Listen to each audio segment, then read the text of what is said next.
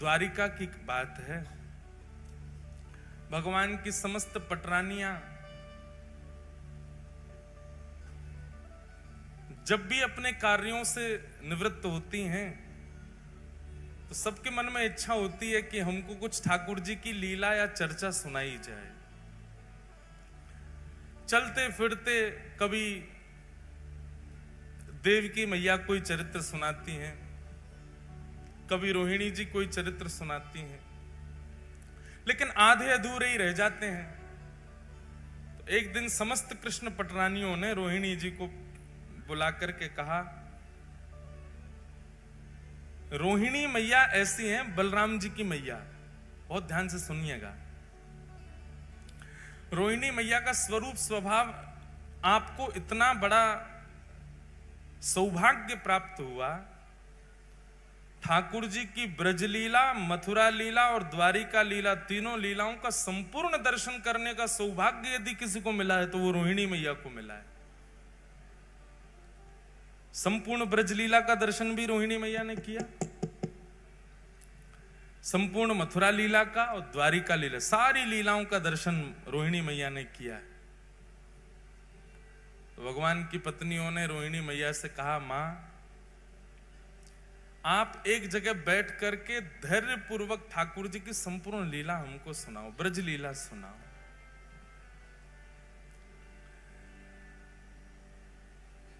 रोहिणी मैया कहने लगी, जब एक जगह बैठ के ही पूरी कथा होगी तो फिर सबको निमंत्रण दो, सबको बुलाओ, विधिवत कथा होगी, पूरे ब्रजमंडल की लीला हम सुनाएंगे, ठाकुर जी के जन्म से लेकर के अब तक की संपूर्ण लीला सुनाएंगी, सबको बुला के लाओ।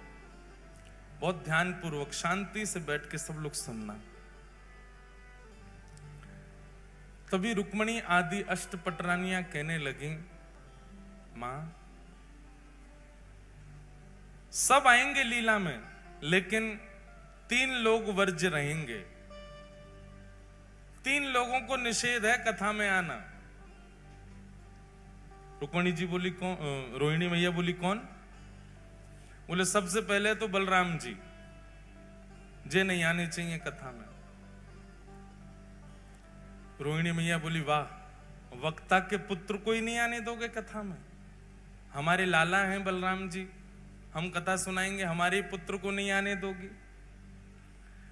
अब मां आप समझो ना, वो जेठ जी हैं और जेठ के आगे हमको इतना संकोच लगेगा कि जेठ जी बैठे हैं, कभी घूंघट करना, कभी आपने कोई कीर्तन गाया तो नाचने में भी संकोच होगा, जेठ जी बैठे हैं।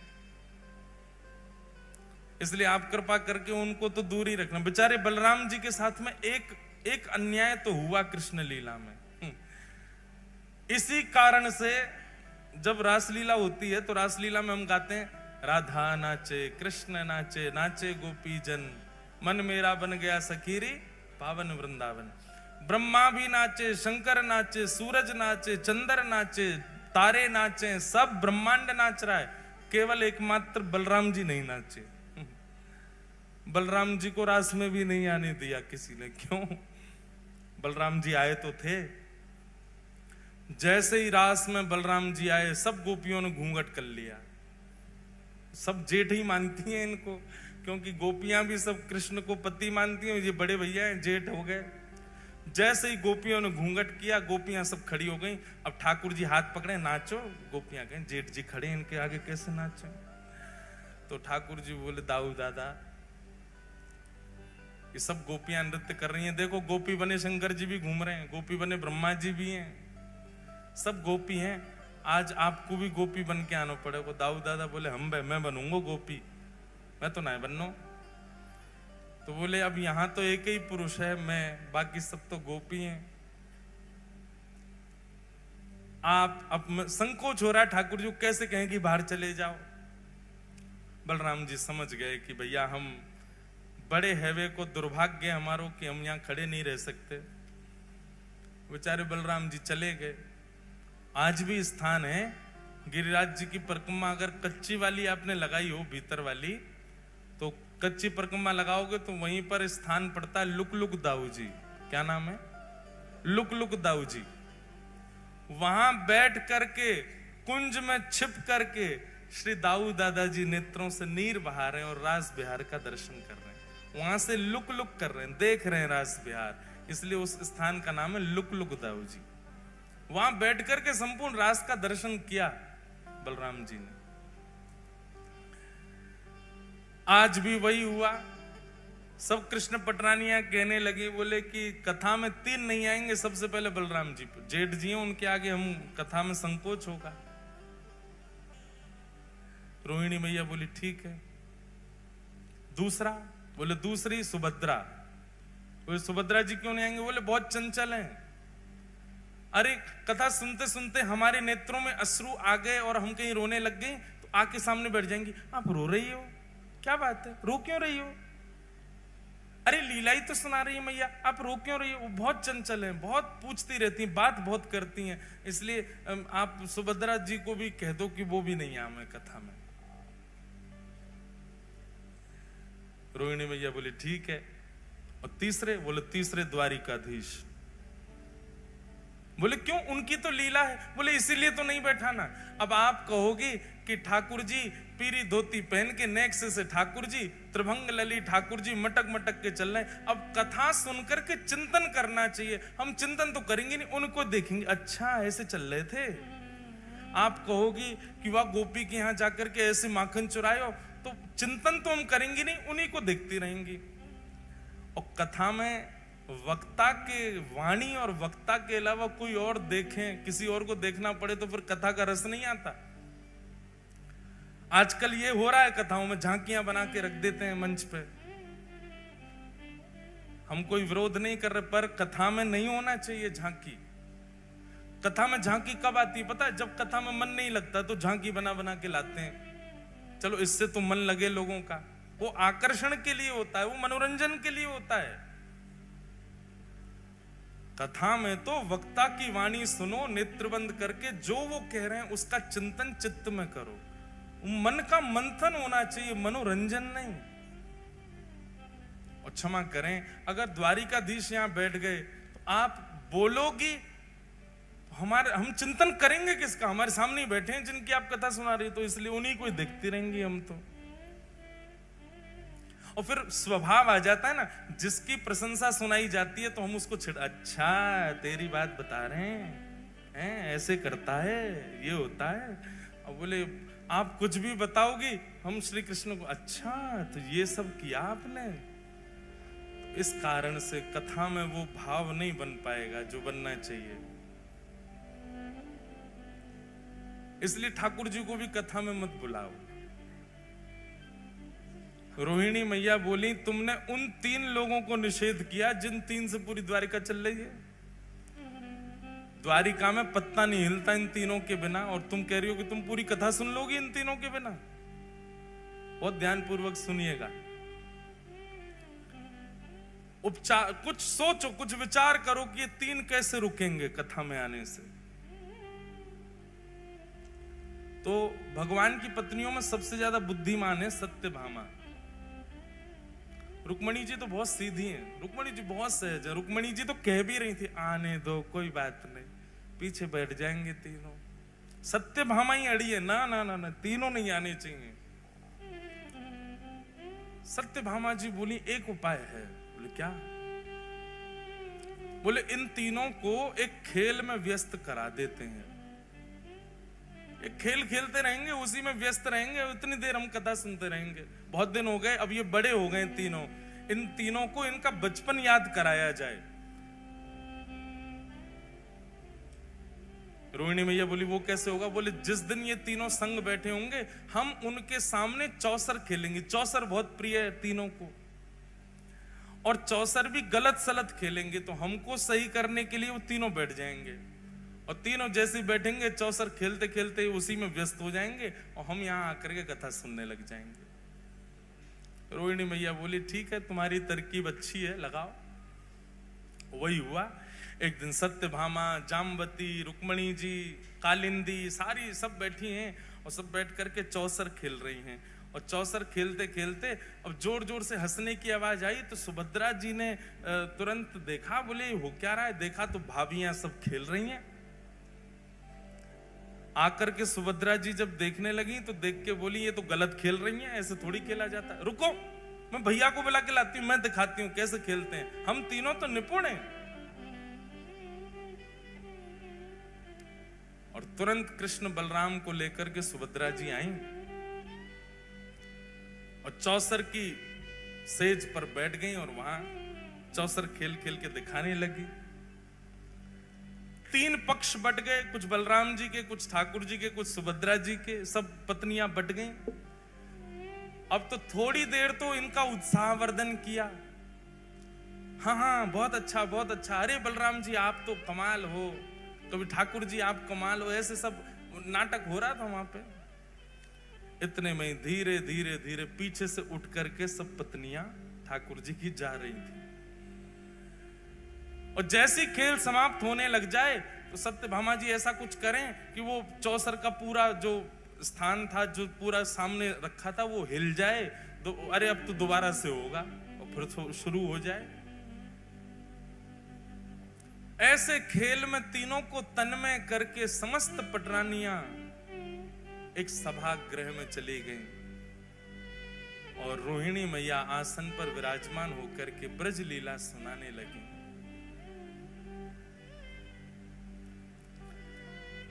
यहां पर चौसर में जीत गई कौन?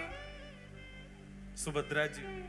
अब सुभद्रा जी जैसे ही जीती, जीत करके उन्होंने कहा देखो भाभी जी जीत गई, देखी तो वहां कोई भी नहीं, सबरी चली गई। भैया एक भाभी जाए, 2 जाए, 10 जाए समझ आती है, 16 हजारों चली गई। कुछ तो गड़बड़ है, मुझे ऐसा लग रहा है कि हमको कहीं पर फंसाया गया है। और देख नहीं रहे हो, बिल्कुल शांति छा गई है पूरे महल में, ऐसा लग रहा है कोई है ही नहीं है। दाल में कुछ काला तो है। ठाकुर जी बोले हमें तो पूरी दाल ही काली लग रही है, कुछ काला नहीं है, ढूंढो। और ढूंढते ढूंढते पहुंचे, एक विशाल सभागृह था। रोहिणी मैया नेत्र बंद करके संपूर्ण लीला सुना रही हैं और सामने बैठ करके समस्त कृष्ण पटरानियां भाव आवेश में भाव विभोर होकर के ठाकुर जी की लीला सुन रही हैं। श्री यशोदा मैया लाल जी के छोटे छोटे हस्त कमलों में अपनी उंगली दे करके उनको चलना सिखा रही हैं। नन्हे नन्हे चरणों से ठाकुर जी कैसे चल रहे हैं और जैसे ही चलते हैं यशोदा मैया अपनी उंगली हटा देती है। ठाकुर जी दोनों भुजा खड़ी करके एक पैर आगे रखते हैं और रख करके फिर ऐसे डामाडोल होते भय से नीचे गिर जाते हैं। ये सब लीलाएं बता रही हैं। सब पत्नियां हंस भी रही हैं और नेत्रों से प्रेमाश्रुओं को पहुंच करके यशोदा मैया को याद भी कर रही हैं। तभी प्रसंग आया कि श्री यशोदा मैया ठाकुर जी को पकड़ करके दहली लंगवावे ले गई हैं। लाला तू अब चलना सीख गया है, चल अब दहली लांग ले। चलना तो आ गए हो, अब दहली लांगनू सीख ले। लाल जी दहली पे चढ़ तो गए लेकिन पल्लंग को गहराई इतनी ज्यादा है कि ठाकुर जी नीचे उतर नहीं पा रहे हैं और अपने पाम के अंगूठासों बार बार नीचे देख रहे हैं कि जमीन आई कि नहीं, अब मैं उतरूं कि नहीं। और जैसे ही नीचे पाम करें जमीन गहरी है, सो ठाकुर जी जोर जोर से रो रहे हैं। यशोदा मैया कह रही है अरे लाला तू काहे को रो रहा है? सो तुतला के ठाकुर जी कह रहे मैया जे दहली ना, जे दहली मुंह को मार है, जे दहली ऊंची है गई है, या तो कह दे ये नीची है जाए। ऐसी मधुर लीलाएं श्री रोहिणी मैया यशोदा मैया की और ठाकुर जी की बाल लीला की सुना रही हैं। सब नेत्र बंद करके भाव में कथा श्रवण कर रहे हैं। और तभी उस सभा के द्वार पर तीनों का आगमन हुआ। बलराम जी, बाल कृष्ण और सुभद्रा। बलराम जी, द्वारिकाधीश, सुभद्रा तीनों आए और तीनों ने आकर के जैसे चुपचाप देखा कि कथा चल रही है, मधुर लीला सुना रहे हैं, ठाकुर जी ने दोनों से कहा चुपचाप पीछे चल करके बैठे, ये हमसे छुप करके कथा कही जा रही है ताकि हम ना सुन लें, चलो पीछे बैठ के सुनेंगे। और ठाकुर जी बिल्कुल सहमे से गए और सबसे पीछे जाकर के बैठ गए तीनों। बीच में सुभद्रा जी बैठी हैं, एक तरफ बलराम जी, दूसरी तरफ ठाकुर जी, और बैठ कर के मधुर वह रस चर्चा सुनने लगे। सुनते सुनते सुनते यशोदा मैया के प्रसंगों को, ब्रजवासियों के प्रसंगों को, श्री ठाकुर जी प्रेम की अवस्था में प्रवेश करने लगे। प्रेम जब प्रकट होता है ना बंधुओं, बहुत ध्यानपूर्वक सुनिएगा, प्रेम जब प्रारंभ होता है तो प्रारंभ में विपरीत अवस्था भी अच्छी लगती है। प्रेम जब प्रारंभ होता है तो प्रेमी को रात में निद्रा भी ना मिले तो भी अच्छा लगता है, भोजन ना मिले तो भी अच्छा लगता है, पानी ना मिले तो भी अच्छा लगता है, अनुकूल वातावरण का कमरा ना मिले, बिना एसी का कमरा मिल जाए तो भी अच्छा लगता है, बस प्रेमी संग होना चाहिए। प्रेम की प्रथम अवस्था है। प्रेम की द्वितीय अवस्था जब प्रारंभ होती है तो प्रेमी की परीक्षाएं शुरू होती हैं। फिर जो प्रेमी है वो इस अवस्था में आ जाता है कि वो अपने प्रेम को तो मान चुका है कि मैं इससे बहुत प्रेम करता हूं, वो सामने वाला मुझसे प्रेम करता है कि नहीं, उसकी परीक्षाएं लेना प्रारंभ करता है। फिर वो ऐसा कुछ करता है कि जिससे पता चले कि ये मुझसे प्रेम करता है कि नहीं। तीसरी अवस्था में रूठना, मनाना, मान लीला प्रारंभ हो जाती है। चौथी अवस्था में स्वीकारीकरण और विश्वास आ जाता है। पांचवी अवस्था में प्रेम अब पुष्टता की ओर बढ़ता है तो दोनों में वियोग की भावना, संयोग वियोग, कभी राजी कभी रूठ गए, कभी राजी कभी रूठ, संयोग वियोगात्मक भाव रहता है। छठवीं अवस्था में प्रेम विरह प्रदान करता है। कोई भी एक थोड़ा दूर हो जाएगा। अगर प्रेम सच्चा होगा तो विरह प्रारंभ होगा। प्रेम केवल बहाना रहा होगा या केवल आसक्ति रही होगी तो उस विरह से किसी को भी फर्क नहीं पड़ेगा। छठवीं अवस्था का प्रेम प्रारंभ होते ही अगर प्रेम सच्चा है तो विरह आएगा। सातवीं अवस्था में व्याकुलता आ जाएगी।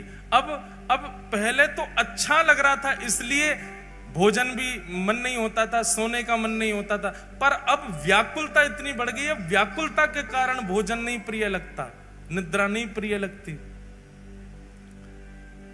प्रेम की आठवीं अवस्था ये हो जाती है कि चिंतन करते करते करते करते प्रेमी का जित देखूं उतित श्याममयी है, जिसको देखते हैं उसमें प्रेमी दिखने लग जाता है।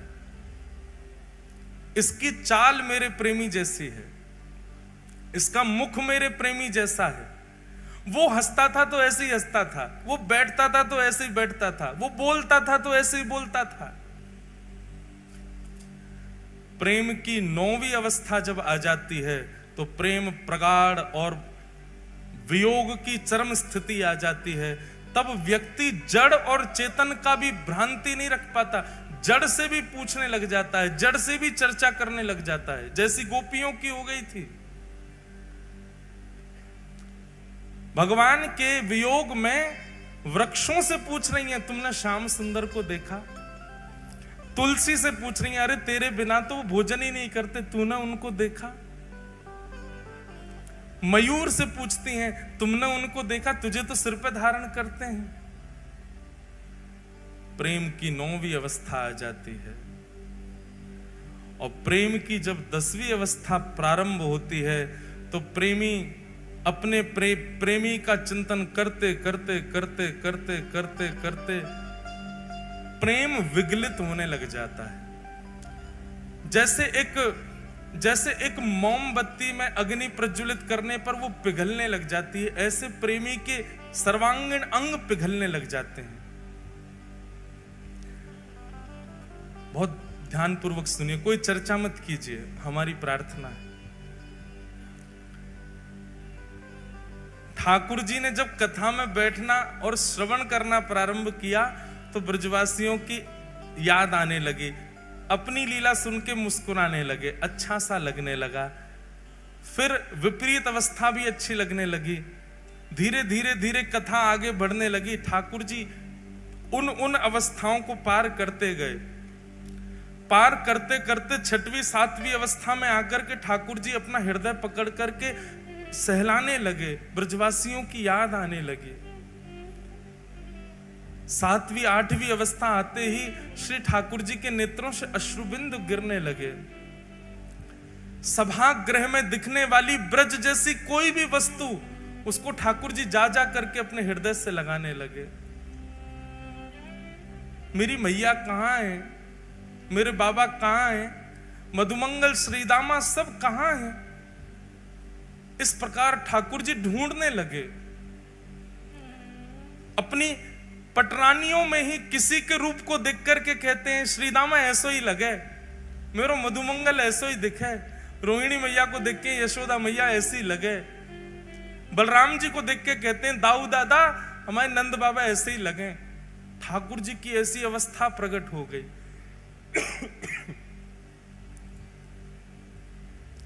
सब बैठे सहमे देख रहे हैं केवल।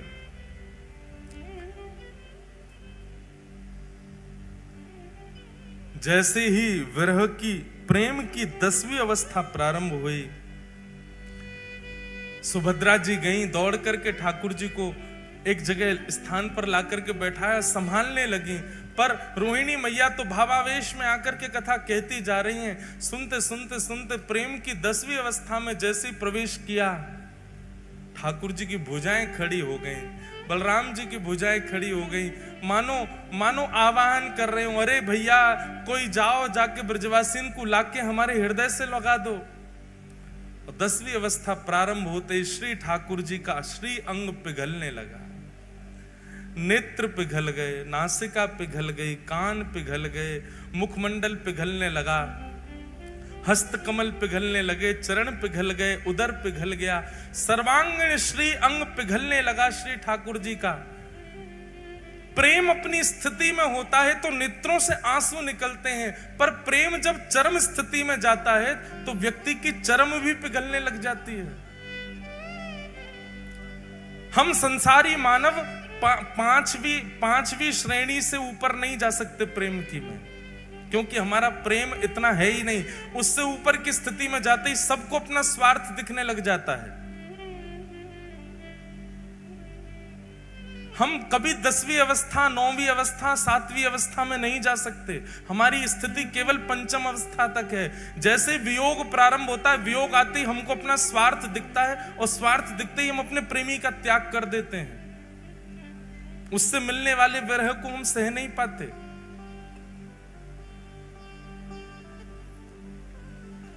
ठाकुर जी का श्री अंग पिघलने लगा। ठाकुर जी की इस अवस्था को देख करके देवता त्राहि माम करके दौड़ने लगे। दौड़े दौड़े गए श्री नारद जी के पास,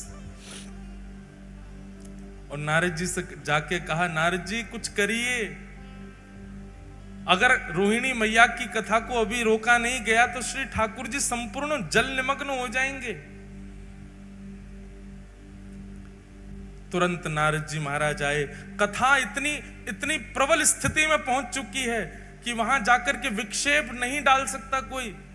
पर श्री नारद जी महाराज ने ठाकुर जी की स्थिति को देखा, और देखते हुए तुरंत रोहिणी मैया के चरणों में प्रणाम करते हुए, अपना करताल बजाते हुए रोहिणी मैया के भाव को भंग किया। नेत्र खुले रोहिणी मैया के, नेत्रों से विरल अश्रुधार गिर रही है, लाल पड़ गए नेत्र। नारद जी, आप तो कथा के इतने रसिक हैं, फिर कथा में विघ्न कैसा? नारद जी महाराज ने इशारा किया, मैया सामने देखो। पीछे बैठे द्वारिकाधीश बलभद्र और सुभद्रा, तीनों प्रेम की 10वीं अवस्था पार कर चुके हैं। उनका श्री अंग पिघल रहा है। यदि मैं आपकी कथा को थोड़ी देर और नहीं रोकता तो तीनों जल निमग्न हो जाते, नदी बनकर के बहने लगते। बंधुओं, द्वारिका कभी जाइएगा तो गोपी तालाब का दर्शन कीजिएगा। कृष्ण विरह में गोपियां जल निमग्न हो गईं। बिंदु सरोवर का कभी दर्शन कीजिएगा। वहीं पर सिद्धता नाम की नदी है, जो कि भगवान श्री कपिल की मैया देवहूति माता प्रेम की अवस्था पार करके नदी बन के बहने लगी। कालिंदी प्रेम की अवस्था पार करके नदी बन के यमुना जी बन गई।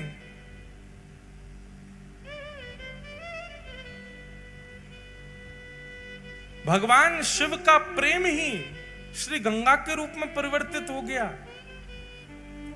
प्रेम की अवस्था को जिसने पार किया वो बहने लगा। यदि उस समय नारद जी नहीं आते, कथा को नहीं रोकते, तो शायद जगन्नाथ प्रभु भी बहने लगते। कोई नदी ही प्रकट हो गई होती द्वारिका में। रोहिणी मैया से कहा, कथा को यहीं विश्राम दीजिए, ठाकुर जी का श्रीअंग पिघल रहा है। सब दौड़ करके गए, देखा बलभद्र, सुभद्रा और श्री जगन्नाथ, श्री द्वारिकाधीश, तीनों का श्री अंग प्रेम विगलित हो गया। नारद जी महाराज रुदन करने लगे, चरणों में प्रणाम करने लगे, भगवान आप अपने रूप में प्रकट हो जाइए, नाथ ऐसा मत कीजिए। जगन्नाथ द्वारिकाधीश कहने लगे, नारद जी पूरे विश्व को बताने के लिए कि प्रेम की अवस्था क्या होती है, ये स्वरूप मेरा सदा तुम्हारे चित्त में रहेगा।